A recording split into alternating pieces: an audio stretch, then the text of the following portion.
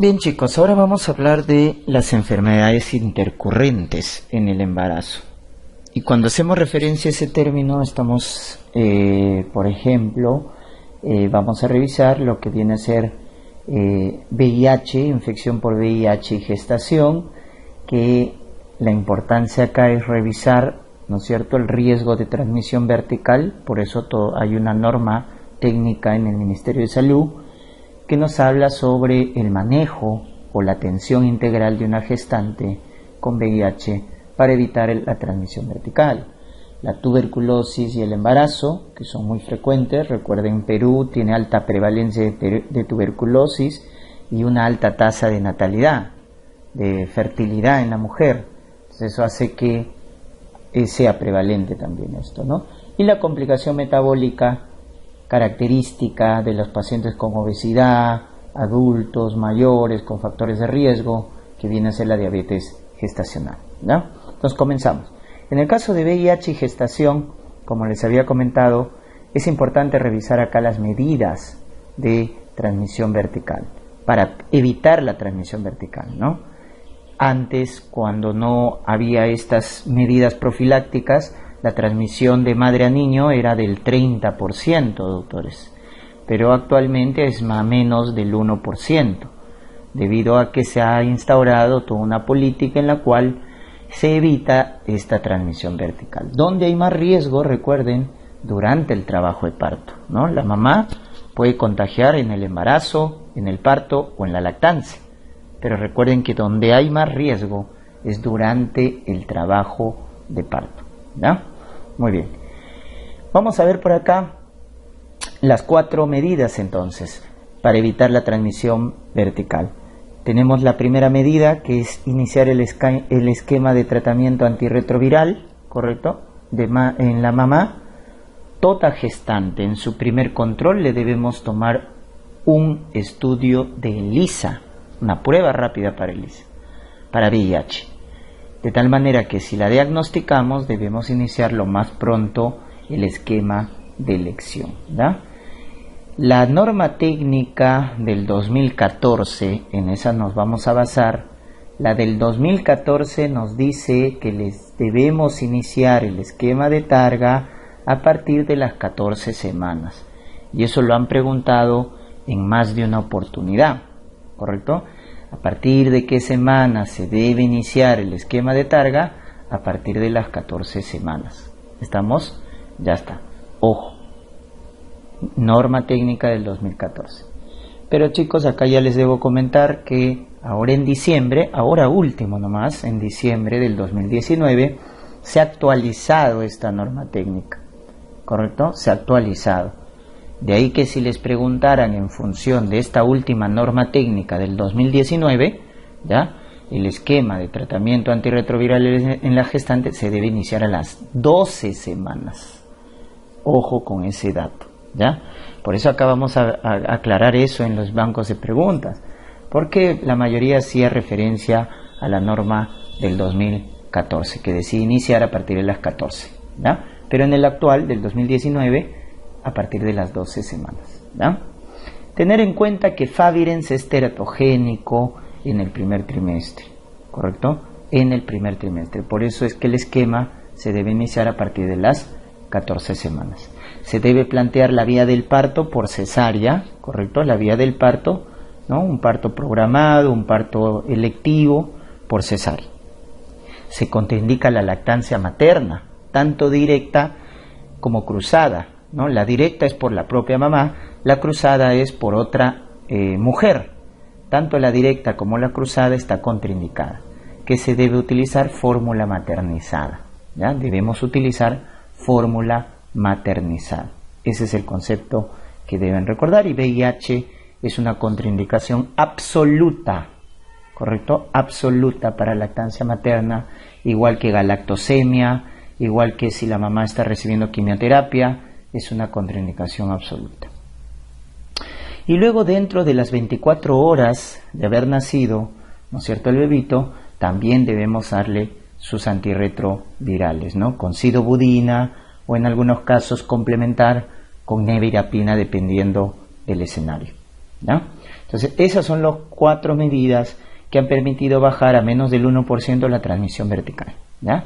Iniciar el esquema de Targa lo más pronto posible en la gestante, independientemente del CD4, independientemente de la carga viral. Hay que iniciar tratamiento antirretroviral, ¿ya? El CD4, la carga viral, nos indica para ver cómo está la infección, ¿no? Obviamente, si el CD4 está bajo, la carga viral está alta, nos indica que hay más riesgo de transmisión vertical, ¿correcto? Ya está, programar su parto por cesárea, contraindicado lactancia y darle al bebito sus antirretrovirales. La norma técnica de MINSA nos plantea 3 escenarios que les pueden preguntar en el examen, ¿ya? El escenario 1, chicos, es cuando se diagnostica una gestante de VIH en su primer control prenatal. Entonces viene a su control prenatal, le piden el ELISA y sale positivo, ¿ya? Entonces, si uno diagnostica a la gestante en su primer control VIH, decimos que es el escenario 1, ¿ya? El escenario 2 es una mujer que ya tenía VIH, o sea, es pregestacional, chicos, ¿ya? Pregestacional. Y estaba recibiendo su esquema de Targa, o sea, su tratamiento antirretroviral. Ese es el escenario 2, pregestacional, que estaba recibiendo su tratamiento antirretroviral. Porque también si te dicen, es pregestacional, pero no estaba recibiendo su tratamiento antirretroviral, ese es el escenario 1. ¿Correcto? Entonces, repito, el escenario 1 son 2 cosas, chicos. O bien la diagnosticas en su control prenatal, o bien es pregestacional, pero que no estaba recibiendo tratamiento antirretroviral. Porque el escenario 2 es pregestacional, que estaba recibiendo su esquema de Targa, su esquema de tratamiento antirretroviral. Eso debe quedar claro. Y cuando descubres que tiene VIH durante el trabajo de parto, ese es el escenario 3. Cuando diagnosticas de VIH en una gestante en pleno trabajo de parto, ese es el escenario 3. Obviamente mal pronóstico, ¿no? Obviamente mal pronóstico, ¿ya? Entonces, esos son los 3 escenarios, ¿ya? Los 3 escenarios. Muy bien. Cuando hablamos, en este caso, de lo que viene a ser ya el esquema de tratamiento antirretroviral en la gestante, ¿ya? Como les había mencionado, esto también ha cambiado. ¿Por qué? Porque el esquema clásico de la norma técnica del 2014 nos decía que el esquema en la gestante es lamivudina, efavirenz y tenofovir. Ese es el esquema. Lamivudina, efavirenz y tenofovir a partir de las 14 semanas. Es el esquema de elección. Pero en el caso de la norma técnica del 2019 ha cambiado, porque ahí describen que el esquema de elección es tenofovir, emtricitabina y raltegravir, ¿correcto? Entonces el esquema cambió. Repito, tenofovir, emtricitabina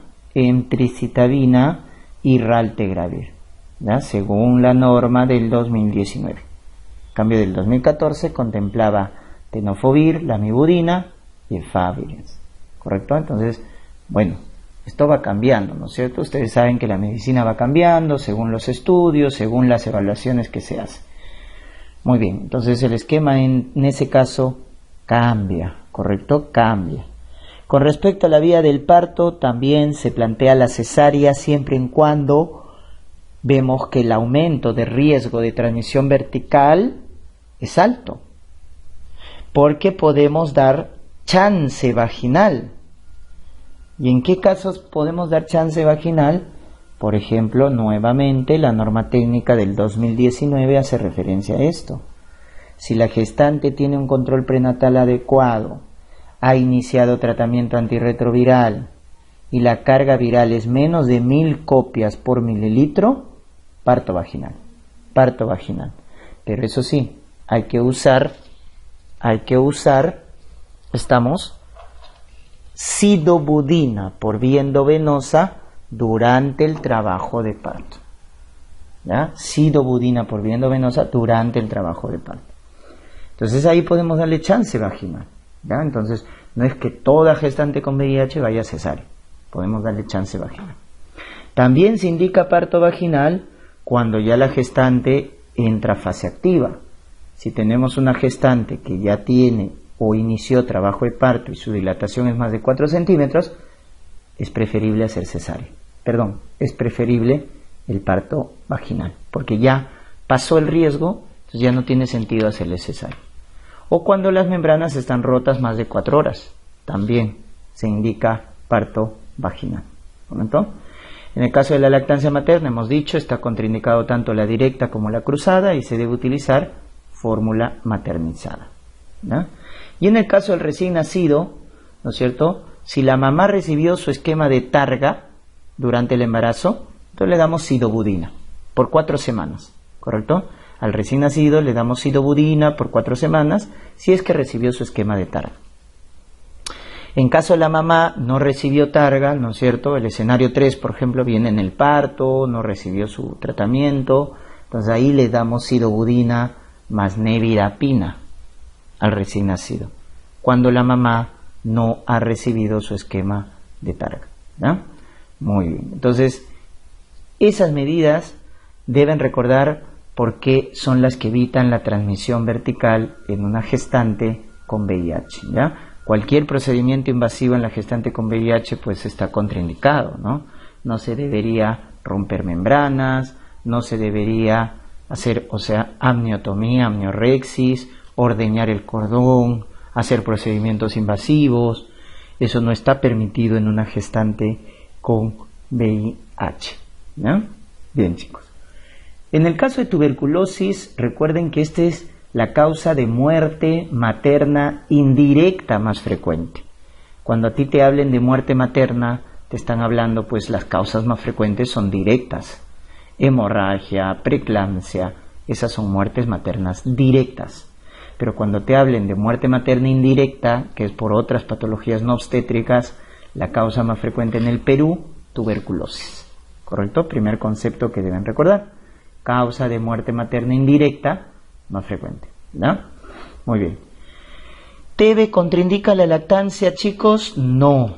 Si es una TB sensible, que ya la gestante esté en tratamiento más de 2 semanas, su BK, su cultivo es negativo, no contraindica la lactancia materna. Directa, no la contraindica. ¿Correcto? La mamá debe usar mascarilla, seguir su tratamiento y puede dar de lactar. No hay problema. Chicos, si hay el diagnóstico de TB MDR, ¿no es cierto?, que es resistente a rifampicina y isoniazida, o XDR, que es resistente a rifa, isoaminoglucósido, quinolona, o su BK o cultivo permanece positivo, ahí sí contraindica la lactancia materna directa, pero sí puede utilizar la cruzada, o sea, lactancia por otra mujer o fórmula maternizada. Acá solo está contraindicada la lactancia materna directa, a diferencia en VIH que era la directa y la cruzada, ¿verdad? Entonces, tuberculosis es contraindicación relativa para la lactancia materna, ¿correcto? Relativa, porque en estos casos sí es preferible contraindicar la lactancia materna. Lo que te pueden preguntar acá son los esquemas de tratamiento, ¿no es cierto? Entonces, el esquema para una tuberculosis en gestante primaria, ¿no es cierto?, que por primera vez va a ser tratada ya sea de una forma pulmonar o extrapulmonar, entonces el esquema primario es este: 6 meses de tratamiento. Como ustedes recordarán, en neumología, 2 meses con todos los fármacos, isoniazida, muy bactericida, ¿no es cierto?, que trabaja en la pared de las cavernas, rifampicina, que trabaja en el calcium, etambutol, que es el único bacteriostático, piracinamida, que destruye los micobacterios que están dentro del macrófago. Son los 4 fármacos que empleamos en el tratamiento de una TB primaria, ¿no es cierto?, pulmonar o extrapulmonar en la gestante. Y luego completas tus 4 meses del núcleo, ¿no es cierto?, interdiario, rifampicina isoniazida. Total, el tratamiento es 6 meses, ¿ya?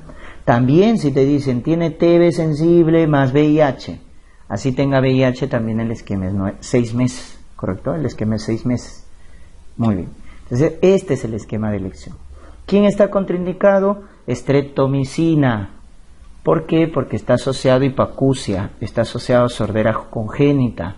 Recuerda que los aminoglucósidos son ototóxicos, ¿no? También nefrotóxicos, también producen bloqueo neuromuscular, pero en el caso de la streptomicina, la ototoxicidad, la sordera congénita, es la que hace que esté contraindicada durante el embarazo. Es preferible no utilizarlo, ¿ya? Muy bien. Si te cambian de escenario, ¿ya? Y te dicen, paciente que tiene tuberculosis y no hay opción al uso de piracinamida. Hay un esquema alternativo, chicos, en la cual se prefiere no usar piracinamida. ¿Por qué? Porque básicamente recuerden que estos fármacos pues no están exentos de reacciones adversas.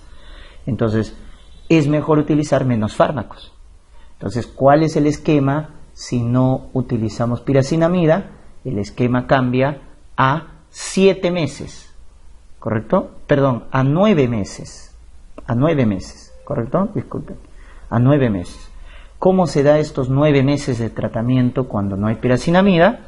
Se da 2 meses de rifampicina, isoniazida y etambutol, rifampicina, isoniazida, etambutol, 2 meses, y 7 meses de rifampicina, isoniazida.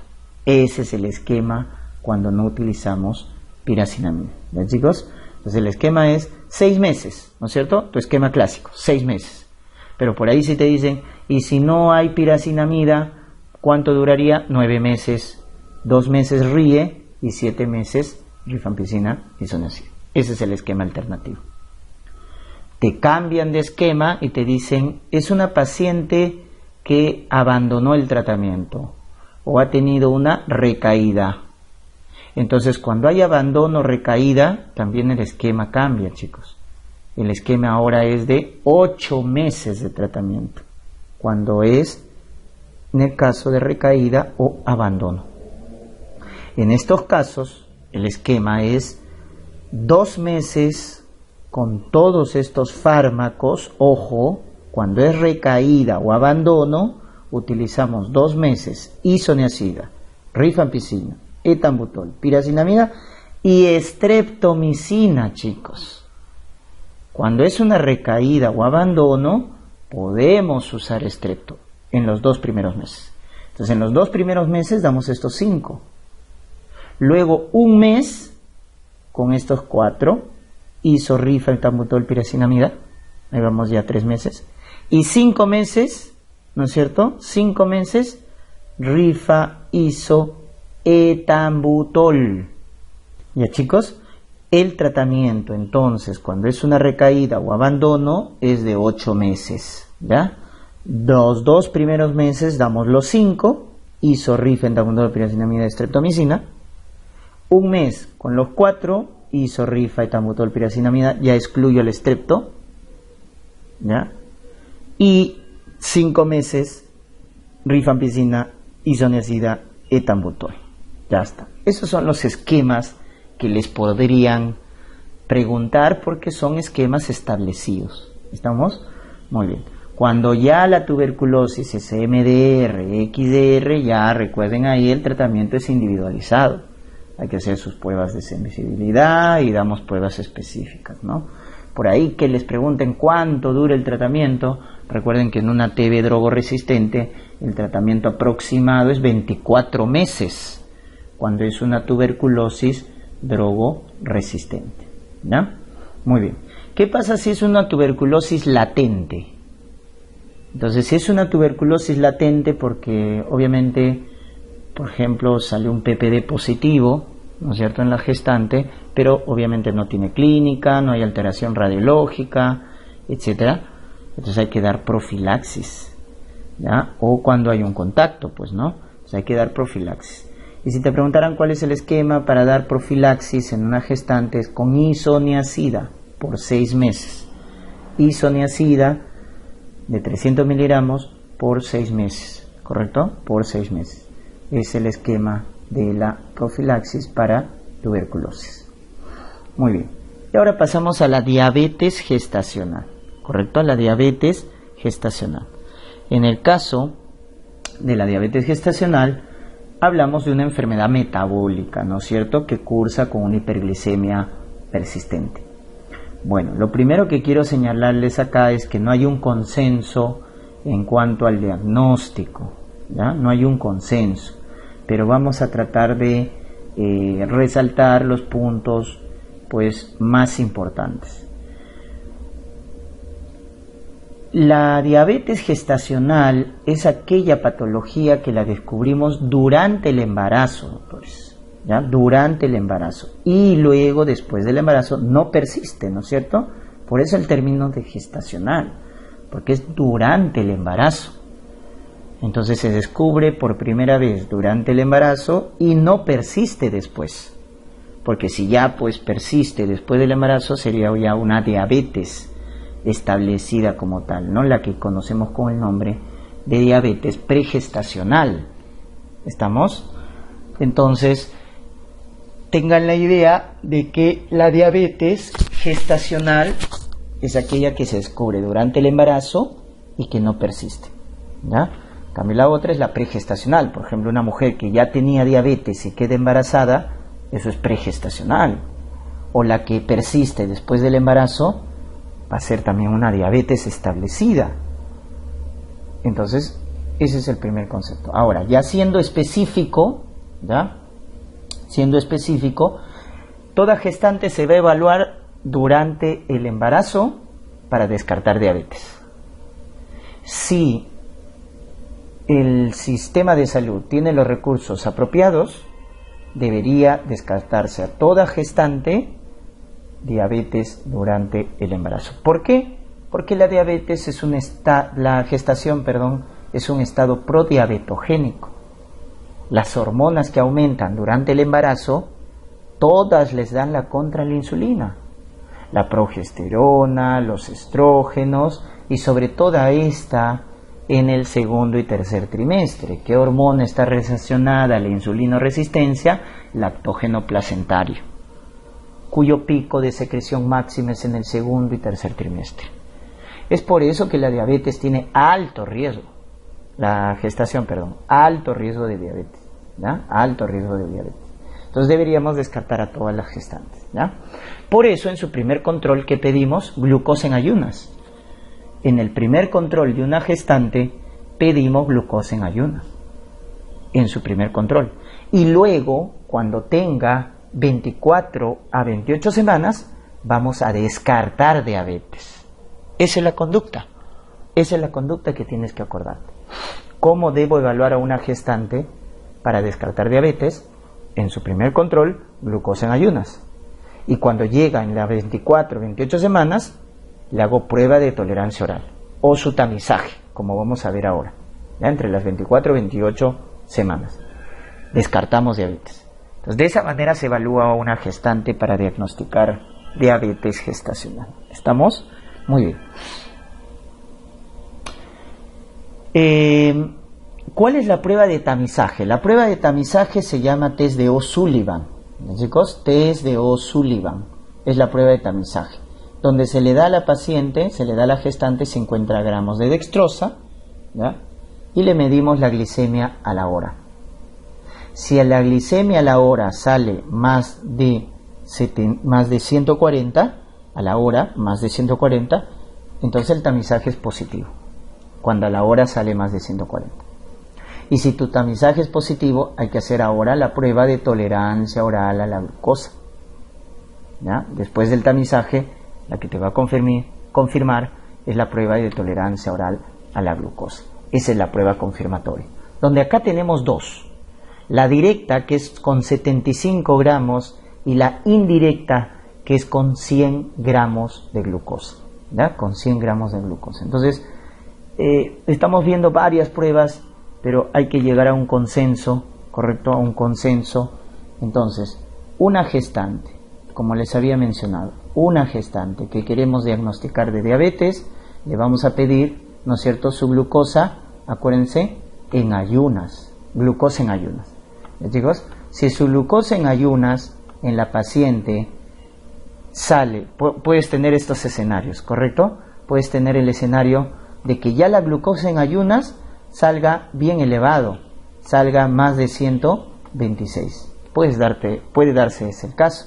O también puede darse el caso de que la glucosa salga, ¿no es cierto?, entre 92 y 126, ¿correcto? Ese es el otro escenario. O puede ser el caso en que la glucosa en ayunas te salga normal en una gestante. ¿Cuánto es normal la glucosa en ayunas en una gestante? Menos de 22. Entonces a todas las gestantes le pedimos esto, ¿no es cierto?, su glucosa en ayunas. Entonces te puede dar estas tres alteraciones. Chicos, si durante el embarazo y sobre todo en el primer trimestre te sale una glicemia más de 126, ¿no es cierto?, en su primer control le pediste glucosa en ayunas, si te sale más de 126, chicos, esta diabetes se llama pregestacional, no es la gestacional, ojo. Si sale más de 126 en su glicemia de ayunas de su primer control, diabetes pregestacional, ¿correcto? ¿Cuándo diremos que es gestacional? Acá, cuando sale alterado más de 92. Ahí decimos que la diabetes es gestacional, ¿correcto? Gestacional. Muy bien. Ahora bien, ¿qué pasa si es menos de 22? Eso está normal, por lo tanto no tiene diabetes. Entonces hay que evaluar los factores de riesgo. Y evaluando los factores de riesgo, entonces voy a indicar si debo o no hacer una prueba de tolerancia o tamizaje, etc. Entonces, acá, cuando sale menos de 22, podemos decir, la paciente es de bajo riesgo o de alto riesgo, ¿no es cierto? Bajo riesgo o alto riesgo para diabetes. Entonces, chicos, si la paciente no tiene factores de riesgo para diabetes, esa es la mayoría, se dice de bajo riesgo. ¿Qué debo hacer ahí? Cuando es de bajo riesgo, chicos, lo que debo hacer es esperar a la semana 24, a la semana 28, ¿no es cierto? Y le hago su tamizaje, ¿correcto? Le hago su tamizaje. ¿Cuál es su tamizaje? Su tamizaje se llama prueba de O'Sullivan. Prueba de O'Sullivan, ¿no es cierto? Que hemos dicho, entre las 24 y 28. ¿Cuánto se emplea? Se emplea 50 gramos de glucosa en la prueba de tamizaje. Entonces, como es de bajo riesgo, espero a las 24, 28 semanas, le hago su prueba de O'Sullivan con 50 gramos, y si esta prueba sale positiva, que hemos dicho a la hora más de 140, si sale positiva, le hago su prueba de tolerancia oral a la glucosa. Le hago su prueba de tolerancia oral a la glucosa. ¿Con cuánto? Con 100 gramos. Esta es la llamada, correcto, esta es la llamada prueba de los dos pasos. Prueba de los dos pasos. ¿Por qué? Porque primero haces tu tamizaje y si sale positivo, prueba de tolerancia. Y con esta vas a confirmar diabetes, con la prueba de tolerancia, que se le llama prueba de las 3 horas, porque vas a obtener 4 valores, a las 0 horas, a la hora, a las 2 y a las 3 horas. Obtienes 4 valores. ¿Cuándo diagnosticas diabetes? Cuando sale alterado 2 valores de 4. Ahí diagnosticas diabetes, cuando sale 2 valores alterados de 4. ¿Estamos? Muy bien. Chicos, pero también, si es de bajo riesgo, entonces a las 4, entre las 24 y 28 semanas esperamos, ¿no es cierto? Pero le podemos hacer la prueba directa, ¿correcto? ¿Y cuál es la prueba directa? La prueba directa es, entonces, hacerle prueba de tolerancia oral a la glucosa, ¿no es cierto?, de frente, y cuando es la prueba directa, ¿con cuánto es? Con 75 gramos. O sea, cuando tú utilizas la prueba de tolerancia con 75 gramos, ya no es necesario hacer el tamizaje, ¿ya? Entonces, si la prueba de tolerancia no sale 75, entonces, chicos, acá vamos a ver que el diagnóstico se hace directo.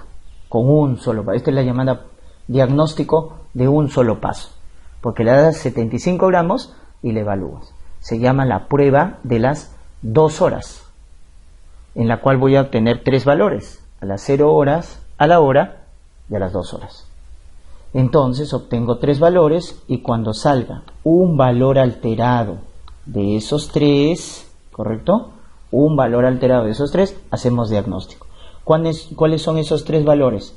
A las 0 horas 92, a la hora 180 y a las 2 horas 153 aproximadamente, ¿no? Son esos valores, 92, 180, 153. Entonces sale por encima de estos valores, basta que salga un valor alterado de esos 3, diagnosticamos diabetes gestacional. Es por eso que les decía que hay 2 formas de hacer diagnóstico de diabetes gestacional, o bien con la de 2 pasos, tamizaje y luego su prueba de tolerancia, y acuérdate ahí, tamizaje 50 gramos y prueba de tolerancia 100 gramos, o de frente con la prueba directa que es con 75 gramos. ¿Se dan cuenta? Ya está. ¿Y qué pasa si la gestante es de alto riesgo? Chicos, si la gestante es de alto riesgo, y cuando decimos que es de alto riesgo, entonces decimos que tiene factores de riesgo, como por ejemplo más de 35 años, tiene obesidad, ¿no es cierto? Tiene antecedente de síndrome de ovario poliquístico, tiene antecedente de feto macrosómico, etcétera, antecedente familiar de diabetes. Entonces, cuando es de alto riesgo, chicos, ¿cuál es la diferencia? Igual, puedes hacer tu diagnóstico con 2 pasos o un paso directo, pero la diferencia es que le vas a hacer directamente su prueba de tolerancia en el primer control. O sea, no vas a esperar, de frente hay que hacerle prueba de tolerancia, ¿ya? Entonces, cuando una paciente es de alto riesgo, se prefiere esto, hacer directamente la prueba de tolerancia. O sea, cuando es de alto riesgo no te vas a gastar en tamizaje, y si el tamizaje sale positivo, hacemos prueba de tolerancia. No, cuando es de alto riesgo es mejor utilizar la prueba directa. ¿Y cuál es la prueba directa? La prueba de tolerancia oral a la glucosa con 75 gramos. Basta que salga un valor alterado de 3 para hacer diagnóstico de diabetes gestacional, ¿ya? Ese es entonces el concepto que tienen que recordar, ¿ya? Entonces se recuerden estos escenarios. Por eso les decía, la diabetes gestacional es aquella que debuta durante el embarazo, generalmente durante el segundo y tercer trimestre, que es donde hay más riesgo debido al aumento de hormonas que inducen la insulinoresistencia, ¿no es cierto? Hay 2 formas de hacer diagnóstico: tamizaje y prueba de tolerancia, o la prueba de tolerancia directa. Hay 2 formas de hacer diagnóstico, ¿ya? Muy bien. Ya está. ¿Y cuáles son las complicaciones? Las complicaciones, recuerden, son estas de acá, ¿no es cierto? Para la mamá, un parto traumático, mayor indicación de cesárea, un parto traumático por la macrosomía, preeclampsia, diabetes tipo 2, síndrome metabólico, ¿no? A largo plazo, ¿ya? En el feto, recuerden, la complicación es macrosomía fetal, es la complicación más frecuente, macrosómico, ¿no? Un ponderado fetal más de 4 kilos o por encima del percentil 90. Así definimos un feto macrosómico. Si una gestante no se controla bien, entonces tiene pues mal control glicémico, la hemoglobina glicosilada está muy aumentada, chicos, hay más riesgo de malformaciones. ¿Y cuál es la malformación típica del hijo de madre diabética? Las cardiopatías congénitas. Las cardiopatías congénitas. A la cabeza, la hipertrofia del tabique interventricular. Esa es la malformación congénita más frecuente. Hipertrofia del tabique interventricular. Y la más específica es esta, el síndrome de regresión caudal, que es la agenesia de sacro. Síndrome de regresión caudal. Agenesia de sacro. Esa es la más específica. La más frecuente son cardiopatías, ¿correcto? La más frecuente es cardiopatía. Entonces está expuesto la diabetes a malformaciones. También mayor riesgo de pérdidas, ¿bien, chicos? Hay mayor riesgo de aborto también. Muy bien, hay hiperinsulinemia fetal, es por eso que el feto tiene macrosomía, porque recuerden que la insulina es una hormona anabólica, ¿correcto? A diferencia de las otras, cortisol, catecolaminas, tiroideas, que son catabólicas. La insulina es anabólica. En el recién nacido, ¿cuál es la complicación más frecuente? Hipoglicemia neonatal. El bebito nace con hipoglicemia neonatal, menos de 47, ¿ya? Eso es su riesgo. ¿Por qué? Porque tiene hiperinsulinemia y cuando nace ya la mamá no le da glucosa. Entonces, hiperinsulinemia en el bebito le genera hipoglicemia, ¿ya? Puede tener distrés respiratorio. El típico distrés es membrana hialina. ¿Por qué la diabetes genera membrana hialina? Porque recuerden, la diabetes retrasa la madurez del pulmón. La insulina, chicos, la hiperinsulinemia en el feto, la insulina retrasa la madurez del neumocito tipo 2, productor de surfactante pulmonar. Es por eso que su distrés clásico es membrana hialina, ¿ya? Calcio bajo, magnesio bajo, tiene más eritropoyetina. En el recién nacido de un hijo de madre diabética hay hipoxia, chicos. Y es hipoxia porque es un feto grande, ¿no es cierto? Si es un feto grande, las células tienen más tendencia a la hipoxia, porque hay que alimentar a más células. Es hipoxia en el feto macrosómico, en el recién nacido macrosómico, condiciona a mayor hipoxia, y la hipoxia activa el riñón a que produzca eritropoyetina. Y esa eritropoyetina va a producir la policitemia, complicación hematológica típica del hijo de madre diabético. Esta es la típica complicación hematológica en el hijo de madre diabético, la policitemia, ¿no? Muy bien, también puede haber ictericia, y a largo plazo, recuerden, el bebito de hijo de madre diabética a largo plazo tiene mayor riesgo de diabetes, síndrome metabólico, etcétera, ¿ya? O sea, mayor riesgo de muerte cardiovascular, ¿ya? Mayor riesgo de muerte cardiovascular. Muy bien. Y con respecto al tratamiento, el tratamiento no farmacológico, muy importante, es higiénico-dietético, ¿no? Hay que plantear un adecuado control de la dieta, de la nutrición, control de peso, etcétera. Y si no llegamos a hacer un control glicémico con las medidas no farmacológicas, el antidiabético de elección es la insulina. Recuerden, la insulina es una hormona proteica de 51 aminoácidos que no atraviesa la barrera placentaria. Es la de elección. Es la de elección, ¿ya? La insulina. Recuerden que es categoría B de la FDA, ¿ya? Entonces podemos utilizarla sin problema durante el embarazo. Utilizamos la insulina regular, la insulina NPH, la intermedia, y vamos dosificando de acuerdo al trimestre, ¿no?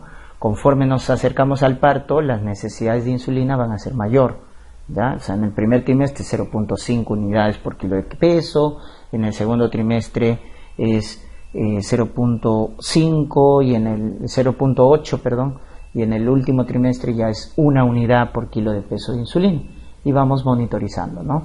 Ya está. La metformina se ha probado en el embarazo porque trata la insulinoresistencia, ¿ya? Es categoría B de la FDA, ¿ya? También se ha probado su uso en el embarazo. El que sí no es glibenclamida, ¿no? Las sulfonilureas, por más que hay estudios que mencionan que no atraviesa la barrera placentaria, es preferible no utilizarla, ¿ya? Porque tenemos otras opciones más seguras, y en este caso la de elección es la insulina, ¿ya? Que va a ser la responsable del control adecuado de la glicemia, ¿ya? Si la gestante tiene un buen control dietético, una buena ganancia ponderal, ¿correcto? Se está tratando con insulina y lleva un buen control glicémico y no hay complicaciones, entonces para el parto no hay mucho que hacer, simplemente es un parto por vía vaginal. Pero si nos dicen que la paciente diabética tiene mal control glicémico, el feto tiene macrosomía, es preferible utilizar la vía del parto por cesárea, ¿ya? Cuando tiene mal control glicémico, cuando tiene macrosomía, es mejor indicar la cesárea. Recuerden que la macrosomía pues es una causa importante de parto traumático, sobre todo si es primigesta. También tiene riesgo de distocia de hombros, entonces eso genera complicaciones. Por eso es preferible indicar cesárea cuando hay macrosomía. ¿Bien, chicos? Muy bien.